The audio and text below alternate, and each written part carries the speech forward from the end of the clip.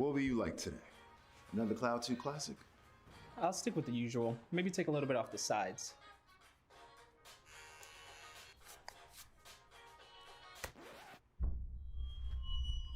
Oh, that's fresh. The HyperX Cloud 2 Wireless. Legendary comfort goes wireless.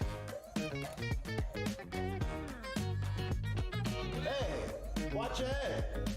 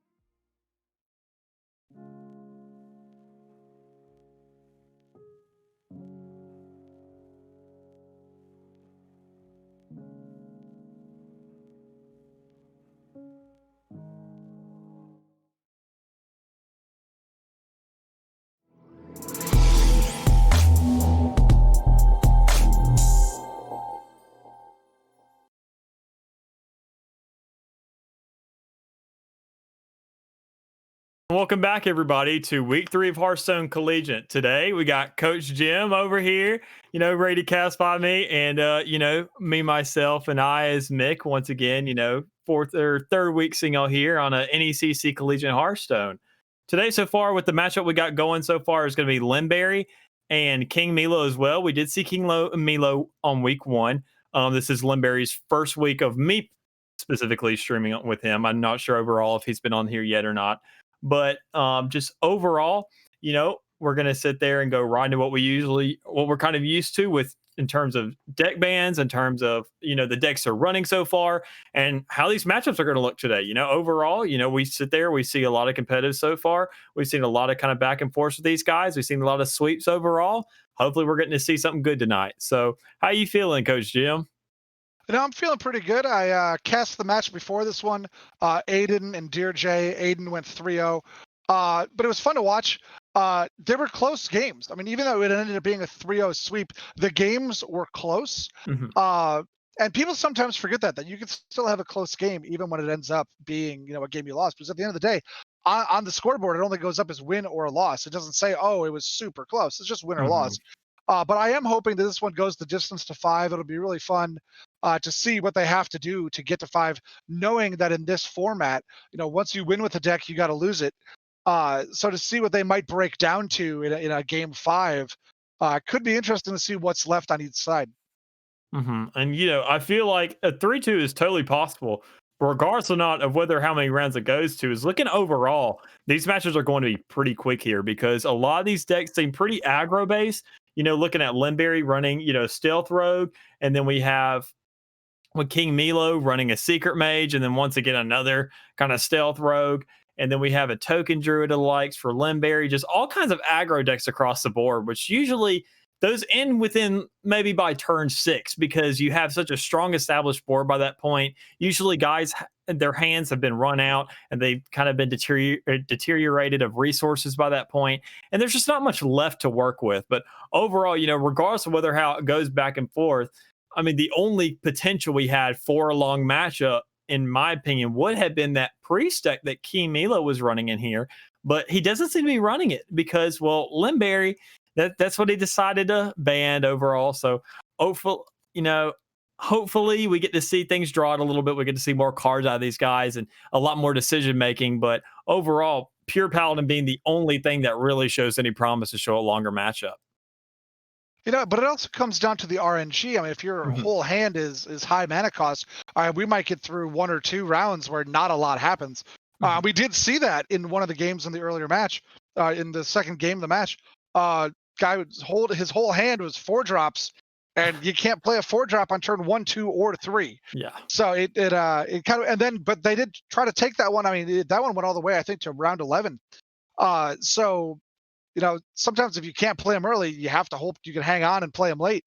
But the RNG does come into it. Me and Ethan were talking about that earlier, that, sometimes the perfect RNG comes along and you get everything you need, such as the game 3 with the board wipe at the very end. But our producer's asking if we're ready to go. I'm ready to go. Mick, are you ready to go? I'm more than ready to go. I'd say we get into it. All right.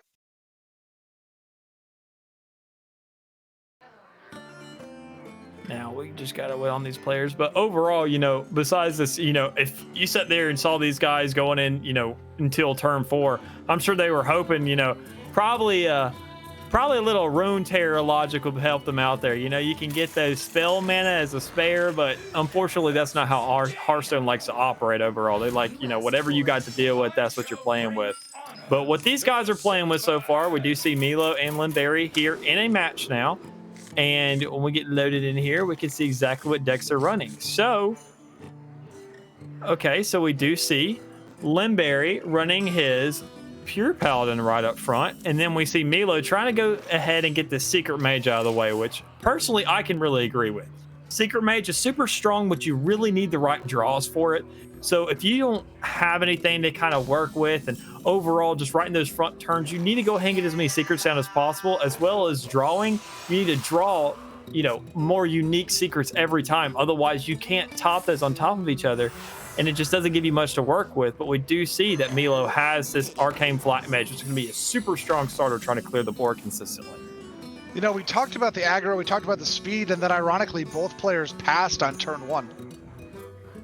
Yeah, which they are both running more of a mid-range deck. Paladin, the only thing he can really play at this stage in the game is like First Day of School or Altar Attendant, which is super, as you said, draw-based. But overall, once it gets at this point, especially with Paladin, he's just going to be ramping up over time more and more and more if he gets those right draws, unless he has a bunch of Librams in hand. But besides that, I mean, overall, it doesn't seem like he has that much to work with. But for the moment, he can sit there and definitely suffice and possibly out-tempo King Milo with how much Paladin has to work with overall. Yeah, the longer this game goes, I think Paladin will have the advantage. But we shall see. Both hands look pretty good at the moment. It's just going to depend on how they end up playing them. Yeah, and I think overall, Mage, he's probably hoping this goes into the late game, because looking right now, he doesn't have too much to work with besides that Flak Mage. It could be useful right here, but he doesn't have enough mana to get that down, as well as another secret to get that little wave clear. So I think he's just hoping that Paladin throws out a secret here to give him something on board to kind of retaliate with these 2/2s, and especially the one with Reborn, because he's going to buff that, actually making it harder to clear. So overall, you know, Secret Mage being a huge disadvantage right now. The 4/4 being good for a trade, albeit, but overall, just it's only good for one trade, especially into that Reborn that he has, and he can sacrifice that all day, any day. Another 4/4 getting dropped there, so board control becoming a problem here. And with that, you know, Mage, he still only has that Flak Mage to work with, and that's the only thing in his hand so far that he can really kind of work with, because that's his only real board clear in this, besides Flame Ward. So if he ends up drawing a Flame Ward on top of the Flak Mage, that will be insanely good for him. But the options right now seem to be pretty low, doesn't have much to work with. There's the Flame Ward, but doesn't get quite the clears that he wants. Not quite, but still not bad. You got rid of the Reborn. The other one is, you know, down to its secondary life. So, you know, it wasn't bad. It could have been a lot worse. Especially with this combo coming out and getting a little clear right there, being able to trade that 4/4 in and keeping some board establishment. That's a good play by the man. He's probably really thankful to have that, but it looks like Limberry's even more thankful to have a Consecrate at this stage. Yeah, and you know, the portal though coming out, you know, board control is so important, and especially if you can get out a minion on your opponent's turn, there's nothing better than that. Yeah. Ooh, does it look like he's on that Mirror Entity?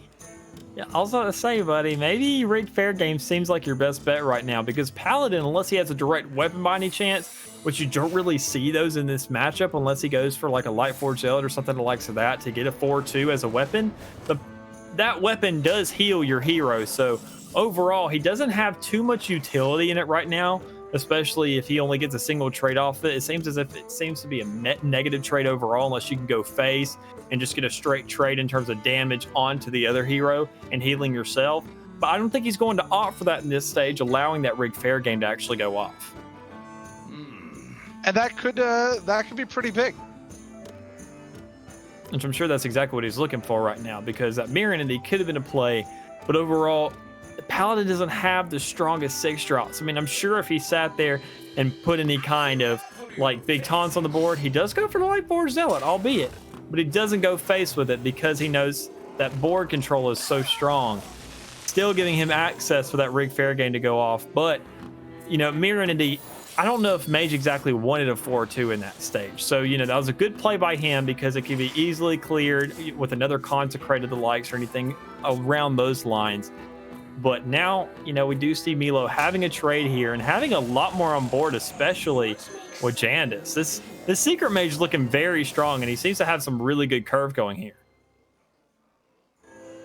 Yeah, and you know, the draw 3 there, having cards in hand, people sometimes don't realize, you know, the more cards you have in your hand, the more options you have. Sometimes people are like, just no, I gotta play every card, I gotta play every card, I gotta play every card. And especially with like a control style kind of deck like this Mage deck is, having the cards in hand just makes it so that you have different combos depending on the situation and depending on what you need. Yeah. I completely agree, especially looking at these lineups. You know, if Paladin sits there and gets so many kind of Libram discount cards off, he could sit there all day and play whatever he needs to, which he hasn't gotten any of those discount cards yet to play. And even when he does, he doesn't probably want to opt for those in this stage of the game. Like, say, you know, a 1-drop an auto or 10 or something the likes of that. That's just a 1/3. And when you're looking at facing off against a 2-1 and a 3-5 and a 4-4, that's not exactly what you want to work with overall. You're looking to sit there and get a little more damage on the board, looking for ways to establish yourself. And it looks like Mila's going to establish himself here with an Occult, which is a super strong card. And especially if you can get it off, that's really turning the tides in his favor here. Yeah, at some point, though, I'd love to see that Mirror Entity come out. We're getting to some higher drops, and that Mirror Entity could be huge. Which usually a Mirror Entity would be best played on, like, say, turn 7, turn 8, when you can get those big taunts down, when you can, say, for example, get a high Exarch down. But downside of that is, you know, that battle cry is what sits there and gives her all those kind of effects. So Mage doesn't exactly get that, but she does get a free 7-5 if Milo opts to sit there and run into Mirror Entity at the point. At this time in the game, he has used his resources. He's got the high Exarch off, so there's not much left to work with in terms of things that you can Mirror Entity. And I mean, you can get a taunt here or there if you're lucky, but at this point in the game, everything feels so up in the air that you're not exactly sure what turn you should Mirror Entity to get the most out of it, because you have these high value turns now. And I mean, he could play anything to go ahead and flush that out on top of another minion instead of being forced to throw down a big one alone. Yeah, no, 100%. It's not doing any. At some point, it stops doing good in your hand. At some point, even if you only get a moderate use out of it, it's still better than it's sitting in your hand doing nothing. Which interesting that he sits there and went for the pupil before the attendant, because say that was a Mirror Entity, say he already had it down. That was a free 4-5 with Divine Shield. Limberry could have theoretically given Milo instead of giving him a 1-3 with no extra stats. So a little mishap there, but overall, thankfully, you know, Milo didn't have that Mirror Entity down because of the randomness that comes with those later turns and the sacrifices you're willing to take. But overall, looks like Paladin here is actually running out of resources, which usually isn't a problem for him. Usually Paladin has himself established on the board so well to where he can throw down maybe a minion or two every single turn and be completely content with that, you know, because some of them, they'll usually last an extra turn. There we go. There we go. Was that, no, did they choose not to? No, they got it down there. So the Mirror Entity's down. So this is going to get interesting. Now remember, they got 2 fireballs in hand. So they could have, they have kill on the board. Like if Paladin can't, Limberry can't get anything down, there's death on the board. And the only real option he has at this stage is Libram of Hope, which is a 9 cost. That will be his whole turn because he hasn't discounted anything yet. And that will be his only hope, you know, not a play on words or anything, but honestly, it will be the only option he has right now to get an 8/8 with Taunt and Divine Shield. You know, Mage would have to use a lot of resources, clear a lot of things on the board, use theoretically the rest of his hand to clear that, and he probably still wouldn't have enough damage to get that lethal. He'd be looking more to set up for next turn. But if Paladin doesn't have the options. But remember, it also gives that 8 health, which buys you time. But the counter spell, I forgot about the counter spell being I think down. we both did. Oh, man, with the counter spell. Sadness. Oh, the Mirror Entity didn't even matter. Yeah, that's such a big card right there. Especially, I think it was played well, though. At that time, this stage in the game, I think, you know, Milo had the same mindset as us. Is the only thing he has to work with is Libram of Hope. That's a big spell that's going to be your whole turn. You can't opt to do anything before that because you need to get that 8/8 on the board. So if you don't establish that down right ahead, you can't risk losing anything of the likes. And I mean, with that counter spell, I think he knew what was going to come, and that's why he played it then, because he's like, if this is his only option, if I can shut it down, I easily win this game, especially with how much board control I have, having that dual fireball in hand. It seemed like it was called at that point. Well, let's be honest. He had the counterspell and the Mirror Entity. So no matter really what was played, there was going to be a secret coming out. Yeah.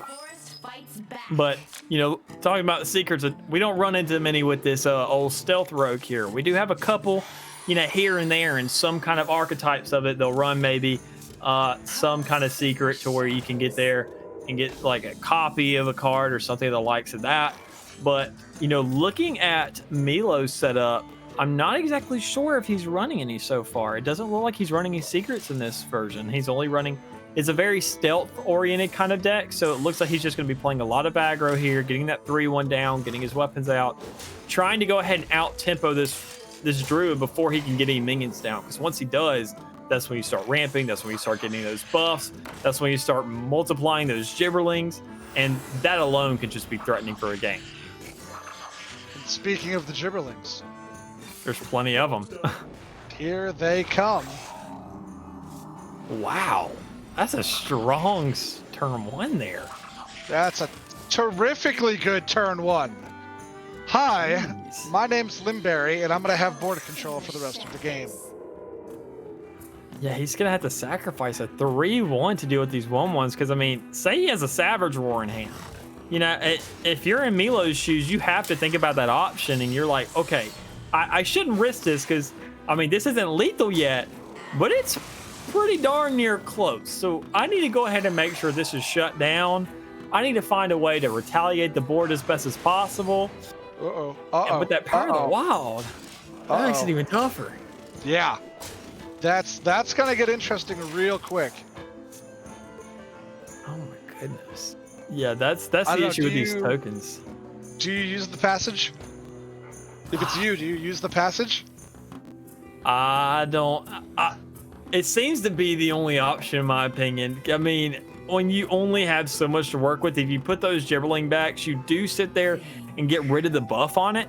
But once he throws it back down, it gives it the spell burst again. So that's a huge sacrifice to take to say, do I get rid of the stats, or do I, in exchange for the spell burst, do I make sure to keep the spell burst away and sort of for the stats? There's so much kind of back and forth that you have to consider in this, and I think I probably would have opted for the passage. But when you look at his draws so far, he's had a lot of cheap draws, and when you really break it down, when you do have all his cards past this point seem like they're only going to get more expensive. So especially if you're using that 1 mana up front, I think you're more limited on options. So running the double sap, it probably was the right move here. Column A, column B, I think there. Column A, column B. I think you're right. I think I'm going to end up agreeing with you there. It could get pretty bad here, though. Mm-hmm. It could get pretty bad here very quickly. Okay. Seeing a 3 draw here. You know, and Druid doesn't run too. I feel like he has most of his spells on lock. He knows that they're sparsely kind of allocated out within the deck. You know, he's not running too many of them, so Limberry can sit there and use that draw comfortably. Find some more minions to put on the board. Look what Limberry drew, though. Oh, that could get dirty very quickly. Yeah. He does have a much fuller hand, I will say. So that's definitely working in his favor because Milo at this point only has 3 cards in hand. He has a secret passage. But besides that, he doesn't have too much else. I mean, that secret passage that could retaliate and that could find you avenues to work with. But, you know, I feel like Limberry, especially with this token druid, he can go ahead and knock this out. But here we go. Here we go. All the extra mana going to come out here, I think. This is going to combo. This is going to combo right here. This is going to combo right here. Oh, my goodness. This is going to... Oh, man. Oh. Well played. Oh, and he's going to do that, too. He's going to call the will. He knows he has it on lock now. He knows he has him on lockdown. There's really nothing you can do in this situation. Unless you're a rogue, yeah, he's going to go ahead and concede. Because usually in that situation, I don't understand why a lot of these guys haven't ran Phantom Knives yet. Because I see so much aggro, and I mean, I'm sure these players do too if they go look into these deck lists and, you know, looking at their matchups. I mean, just running maybe 1 copy of Phantom Knives, that will be huge. Because if you draw it, that's deal 1 damage to everything. That's a board clear for the most part against most aggro decks, especially with, you know, Stealth Rogue that knocks out those 3-1s. With Token Druid that knocks out all those gibberlings on an early turn where they have to utilize all their resources to get it. I mean, with Rogue not having too many area clears and focusing more on like specific minions, he was already not favored in that matchup. especially with the draws that Limberry has. So overall, I don't know what he could have done there. Isaiah, we talked about RNG a little bit earlier. Drawing 3 0-cost mana buffs that let you play your full combo, and then just sitting back, kicking your feet up on the desk, putting your hands behind your head, and going, "Yep, got this one. Go next." Because that's all that happens. You get everything he needed, everything that he needed, he had in hand. And it was really fun to watch. It's just like, I'm gonna this into this into this. Oh look, mana. I found all of this mana. You don't mind, do you? Yeah, that's token draw for you, especially if you get those right pulls. I mean, the game could be closed out super early, and as we saw, it was closed on turn 5 there. But looking from this current matchup, it doesn't look like anything's to be closed out early because we got 2 pure paladins going up against each other, and King Milo's draws not exactly being the strongest up front. I mean, everything he has in hand seems to be fairly expensive. I mean, they are Libram discounts in there, but overall, nothing he's really too excited to have right now. Well, that's what we talked about. And looking on the other side, I mean, 8, 5, 5, 7, 8 in the hand for Limberry. It's like, yeah, he's going to have to wait a hot second to play some of those. Yeah, and especially having that hand advantage, though, that works in his favor a lot more because he already has thrown down that attendant, having those mana discounts for those Librams. But sadly, Milo in hand only has an auto or Truth Seeker. So he has a taunt and he has a Libram deduction, but for the moment, that's not enough when you don't have that much to work with in hand. He's going to have to be looking at the Light Forge Crusader, trying to get that out as soon as possible, get those stats on the board, and find a way to keep these guys alive. Well, that's one way of doing it. Making your 2-1 a 4-3 is always helpful. Keep them alive, keep them on the board, keep your board presence. Trying mostly to counter that shot bot there because it's such a good card. Ever since they released it from the expansion, with Pure Paladin already being down in the meta, I mean, having a 2/2 when you're buffing cards constantly, having something that just revives if you don't have the trades for it to get rid of it twice, especially for 2 mana. I mean, just look at the stats. A 2/2 for 2 mana, but you get it twice. I mean, it's just too good. And I mean, it's a card that can't be ignored by any means. Oh, yeah. And they're starting to get beefy out there. They are starting to get beefy. And this isn't what you want to look at if you're Limberry right now. You don't want to see all that beef out there. 6-4, 4-6. You're throwing beef of your own, but it's going to get interesting. She does have the Libram of Justice, which is huge for him because, I mean, Milo, once you sit there, if he had those 2 on board, you know, overall, that's great for him.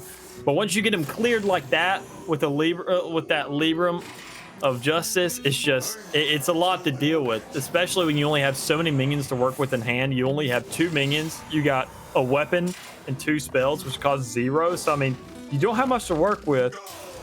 He's hoping, though, probably next turn to establish his taunt on board, let it live for a turn, get that Light Forge Crusader down next turn so that he can have 7 cards in hand next turn, which would be huge for him. Oh, it'd be massive. I think, like we said, that this is going to be a game that goes the distance. This isn't going to be one that's taken out early here. And a lot of the same cards coming out from both sides. We saw both boards wiped by similar combinations. So it's just going to be interesting to see who plays it better.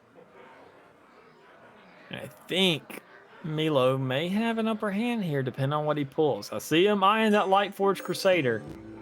I mean, he does have a Blessing of Authority right now to try and get that minion to trade in for something, but with that Divine Shield there for that Libram of Hope, you don't want to go ahead and sacrifice those stats yet. Not yet. He's just eyeing it. Sitting on the Light Forge. But he's going to trade into it. That is a chunky minion to hit. That's bodacious of that man. Wants to go in. That's a choice. That's a choice right there. Choices were made. I mean, he's got to pull Libram of Hope out of this Light Forge, or he's got to pull him within these next couple turns. And now you got to deal with a 14/7 on board for 2 mana. Like, that's tough. That's rough. So this turn, I feel like it's going to be huge for him. He doesn't exactly. He's already used that Libram on He's already used those Light's Wisdom on Aldor, so he doesn't get the trade. But he does use the Silver Hand. So that was a good trade by him. He does get the damage buffed out, leaving only a 1/1 on board for Limberry here. That was good all around, but Limberry's got something of his own to sit there and retaliate that 14-7. Oh my goodness. But that does put the buffs in hand. So he can trade it out. High X Circuit once again. And they both get that life steal from that. So that allows the game to draw in a little bit further here for both sides, which is really interesting how close this is, looking at for how little of a hand Limberry had to work with. Yeah. Well, we're still looking at Crusaders. We're looking at Crusaders actually on both sides. Mm-hmm. So the cards they pull off the Crusader could be the turning point here. Which so far Milo's pulls not being too great, I must say. He does have a Righteousness, but he doesn't have the board establishment anymore. You know, he does have a Sanctuary, which I'm sure he could have looked at, but right now he's probably looking for Librams. He's probably looking for more discounted things to work with. He does have a Noble Sacrifice, which could be very resourceful for one of those larger minions to proc it, but it doesn't seem like he has the opportunity or something he needs to play it with right now. I mean, to protect that 7/7, that's such huge stats. I mean, he's already used his high XR, so he doesn't have anything that can clear it out almost immediately. He has to, you know, Limberry has to put some on board that has to be traded into, that has to be a big enough threat alone to actually allow that to go through and allow, you know, the game to play out a little bit more and, you know, swoop the table in terms of board control, because right now he's got 0 compared to Milo, who's got 11 on board, especially with all that help. I mean, Couple of decent draws there, including the Libram of Hope. That could be a turnaround right there. yeah, I'm assuming with that, he definitely has the upper hand here because Milo running out of resources here. He's got to find a way to make sure these minions stick and find his establishment because, I mean, with how it is, he's got a Balloon Merchant. Give your Silver Hands +1 attack and Divine Shield. I mean, that's not an effect per summon. It's a straight up battle cry, and there's no way he's going to have enough Silver Hands to stick on board. He can't leave those 1/1s sitting out long enough. It is getting interesting, though. They've reached the start of round 10 here. So, turn 10. Getting interesting. Okay, there's a Righteousness. Now we could see possibly a Libram of Hope from Milo. There it is. Didn't get the heal he wanted, but I mean, just the odds of getting that draw alone, I mean, that's huge for him. That's what he was looking for. RNG right there. RNG. I mean, he has plenty of spells, I'm sure, in his deck. That's what Pure Paladin's all about. So, you know, he could have gotten a first day of school, which he would have probably hated to get 1 draws in hand, but to get at least an 8/8 with Divine Shield on the board, that's exactly what Milo was looking for. And that's his, you know, Libram of Hope is giving both these guys hope right now overall, which is, you know, I'm sure they're just loving. Oh, yeah. And with the Libram discount, he would be able to play it right now for 4. The mana's available. Gotta opt to go a different direction, though. Which is interesting because that would have had an 8/8 with Taunt down on the board, but he doesn't have that. So, you know, if he just leaves it like this, looks like Milo has 11, 14, 22. 22 on the board. Goodness. And the consecration. The consecration. Wait, he has a blessing. He has a blessing. He is lethal. But he does have a secret though. There's a Paladin secret that he's probably worried about. Because if that's a Noble Sacrifice, that's super concerning. Okay, it's not. It's Repentance. So that's huge then. If he sits there, he's already tried this. There's no other card that counterspell. He doesn't have a counterspell that he likes. Yeah, the consecration. He has lethal. Yeah, what's he doing? Yeah, he's trading. You had lethal, dude. You had 30 damage on the board. Yeah, I don't know what he's doing. Possibly just a miscount. It's possibly just a miscount. We've all been there, right? We've all miscounted. Yeah. We've all been there. I mean, well, and he had a plan. All right, let's look. He had a plan. You know, he's still got massive board control here. Mm-hmm. All right, Libram of Hope's going to come out. That's fine. you know.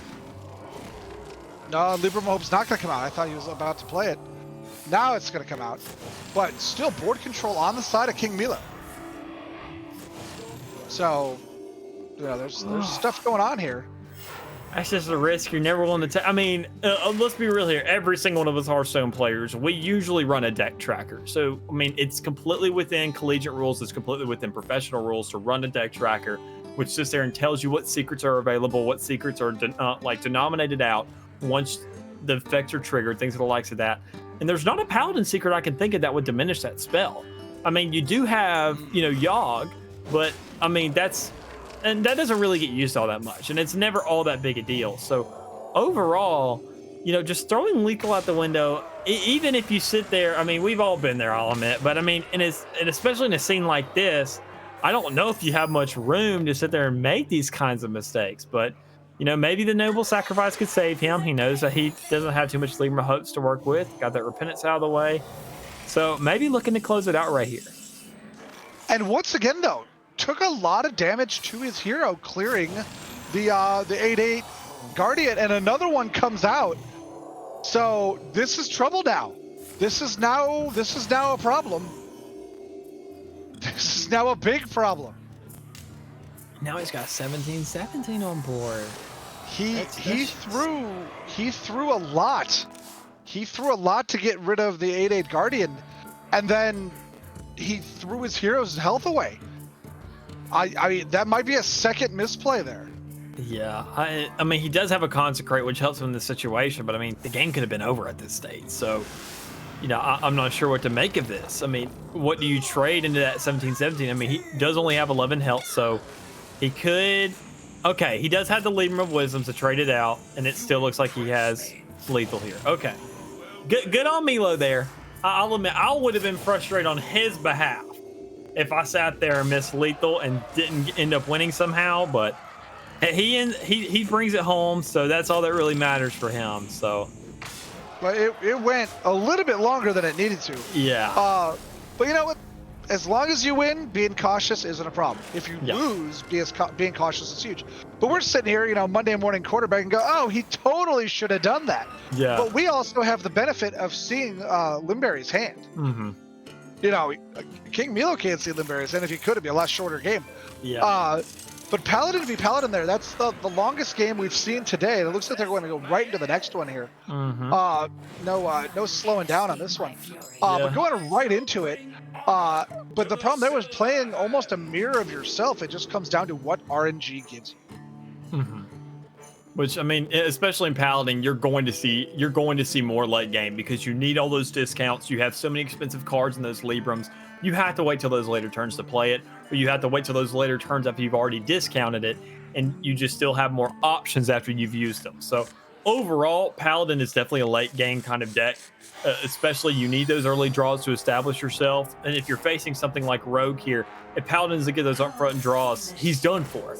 But if the game goes on, the longer and longer it goes, the more and more his odds increase. So overall, you know, right now, Milo, he's kind of stuck with Secret Rogue, I'm sorry. And overall, he has to work with this because he's up 2-1 at this point. This is the last deck he has to complete in his circuit in order to win this series. So he has to lock this in, and he has to go with this, no matter what he's facing. I kind of liked his opening hand, though. I liked his opening hand. You know, with 2 stealth minions and the Greyheart Sage, gonna get yourself some hand advantage possibly, which usually Rogue wouldn't have against Paladin. So getting yourself some extra cards there, and those are some good ones. Not exactly what you need, but pretty good what you need. So the board advantage is definitely on King Milo's side here. Yeah, especially with that backstab. He's guaranteed what looks like right now, 6 damage onto the hero at least, because he's going to predict that Limberry, knowing that it's such an aggro-based deck, he's going to try to clear the board as much as possible. He's going to try and do what he can. He's going to try and get as much damage off as possible in the early game. Not going to opt for the backstab here, interestingly enough. Possibly saying for like a Divine Shield or something like that. But now, Limberry doesn't have any trades to go on here because he's not enough mana to consecrate yet. But going forward, you know, Milo, he needs to be looking for a weapon. He needs to be looking for something to establish himself on board, because he's got that Steel Dancer there. That's one of your only sources of huge targets and huge minions to work with overall. I mean, you need that self-sharpening blade or things of the likes of that in order to kind of, snowball your way and find a big minion to work with, especially when you're running something like Nitro Boost Poison, to upgrade that and give it an immediate another 2 mana cost to it. But right now, looking like he didn't exactly get the establishment he wants, but nonetheless, he still has 6 damage on the board guaranteed. And there's nothing wrong with having 6 damage on the board. Six ends up trading pretty well into nothing. Mm-hmm. Especially when he has to wait for 9 mana to get those only heals that he has. I mean, like Forge Zealot, you have to trade damage in order to get health.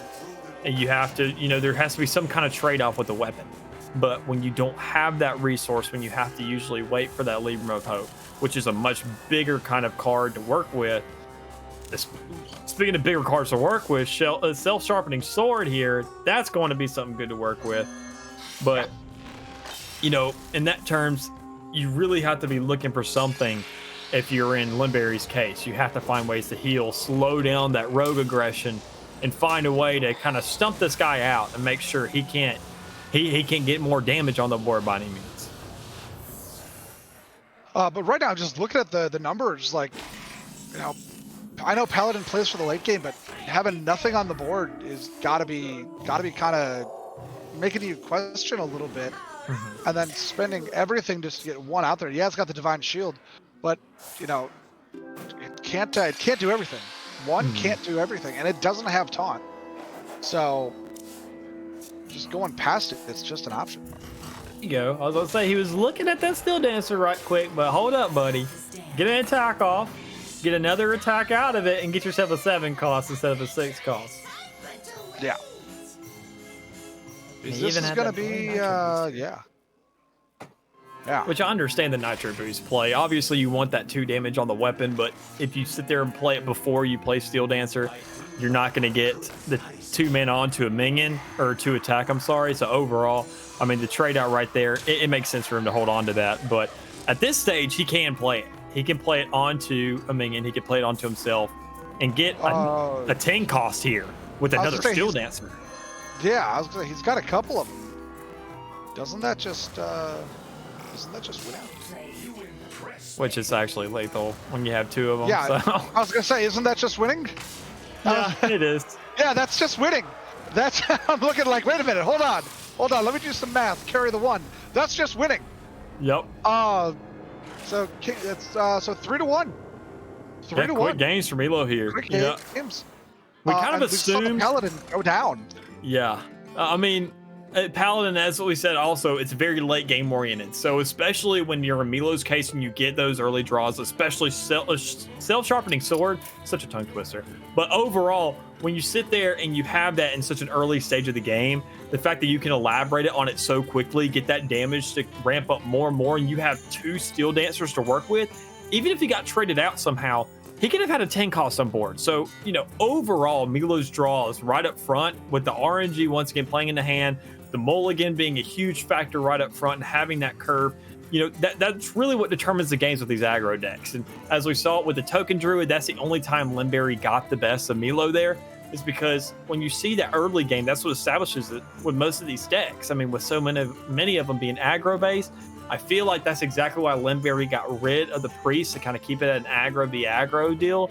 And that's exactly why Milo banned Hunter, because Hunter, I mean, the whole class is built as aggro. I mean, you can sit there all day, look at all kinds of different archetypes, but overall Hunter's just going to be aggressive. So I think that's exactly why Milo chose that ban, because he knew that any kind of matchup he had, Hunter probably has the upper hand, because Rogue, you have to trade into damage with your weapon. With say anything else, like with Demon Hunter, you only have 1 damage instead of 2. With all kinds of deals with Druid, you have an armor 1, damage 1. And nothing's as strong as Hunter. So I feel like Milo was smart to go ahead and choose that, because Hunter, overall, regardless of what your draws are, your hero power just plays into your whole archetype. So overall, we'll play by him. We'll play by both guys, especially, Limberry with that gorgeous draw when he was playing Token Druid. Oh yeah. It was fun to watch. All 4 games were fun to watch. I mean, I did the draw though in that last one for King Milo, having the 2 stealth characters, and then the free draw on turn 3 for 3 extra cards. It's like, oh look, I've played something every turn now, and I still have as many cards in my hand as you. Yeah. Cool. I'm just gonna combo later when I have all of this poison and nothing to do with it except kill you. So because I was just sitting there like, wait a minute, that's carry the 2. That's lethal right there. Yeah. And Milo didn't wait on this one. He didn't wait. He waited in game 3. He didn't wait in game 4. He just goes, no, I can do math on that one. That's not as high. 11 is not as much as 30. He can count to 11. He had some trouble counting to 30. No offense to King Milo. He had some trouble counting to 30, but he can get to 11. Yeah. Overall, I mean, that's what he needed, though. I mean, even though he did take it out in the end, he managed to get that damage overall, which, I mean, I'm sure if I was in his shoes, I would have beat myself up if I lost it, but he ended up getting the win, thankfully.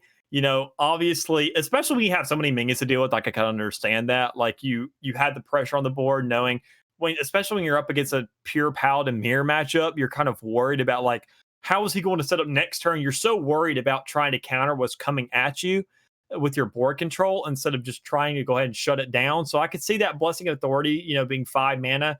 That's a pretty chunky spell to run to kind of, you know, stress something happening to it. So overall, I mean, well played by him. And as you said, he didn't have the benefit of the doubt, looking from, you know, Limberry's side and finding a way to kind of trade it out. But overall, he did bring it out today. 3-1 overall. Good by him. And closing in this 8 o'clock match, for at least for you guys, I'm Central, but 7, 8, whatever time it is, closing that game out as a 3-1 lead. Good on Milo. But overall, we do have another match coming up here pretty soon, within like about the next half hour, it's looking like. And that will be coming up soon. We don't have bans or deck lists for anything like that, or we do have deck lists, but we don't have bans yet, so we can't exactly elaborate too much on all that. But in the meantime, I will sit there and be able to elaborate on a couple of our sponsors. One of them being, what's that? Okay, all I need to do is Meta Pro Gaming, who is a full-service esports management, developmental, and consulting company. They provide coaching, college esports management, arena design, and equipment. So if you guys are interested in any of that, y'all can visit them at metaprogaming.gg to learn any more y'all need to. So besides that, you know, I'm sure y'all see me and Coach Jim a little more here coming up. But overall, I'll sit there and depart for the minute, and we'll see you guys in a little bit.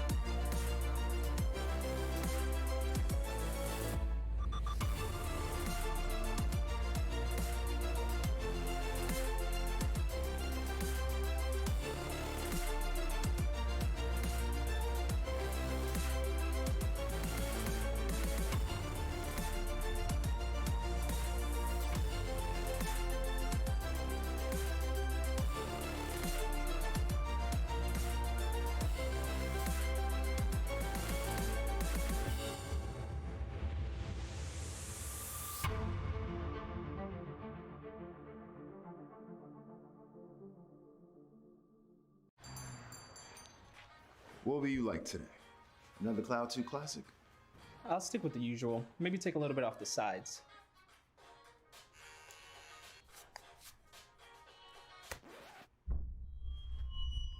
Oh, that's fresh. The HyperX Cloud 2 Wireless. Legendary comfort goes wireless. Hey, watch it.